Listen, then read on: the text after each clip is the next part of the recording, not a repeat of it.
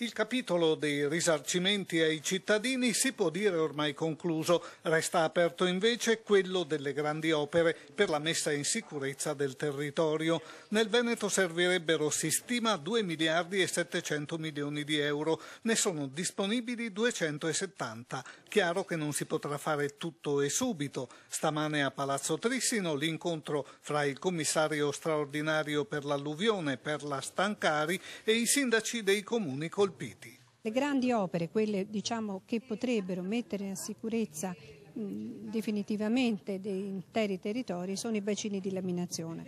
Le risorse, parte della gestione commissariale e parte dalla Regione o da altri enti, sono già disponibili. Il sindaco di Caldogno Vezzaro parla di opere urgenti, serve rinforzare gli argini ma anche pulire l'alveo dei fiumi e realizzare i bacini di laminazione.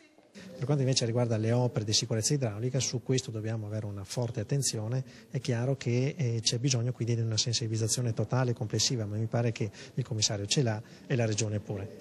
Tante le necessità in montagna, ci dice il sindaco di Valli del Pasubio. Attualmente abbiamo questo 30% che ancora non riusciamo a spenderlo, o comunque in parte non riusciamo a spenderlo.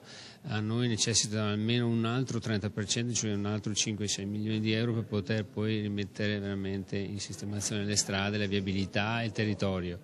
I bacini di laminazione di Riese Pio X, di Caldogno e Trissino hanno già la copertura finanziaria. Il primo sarà operativo a breve, gli altri lo saranno fra 2 anni.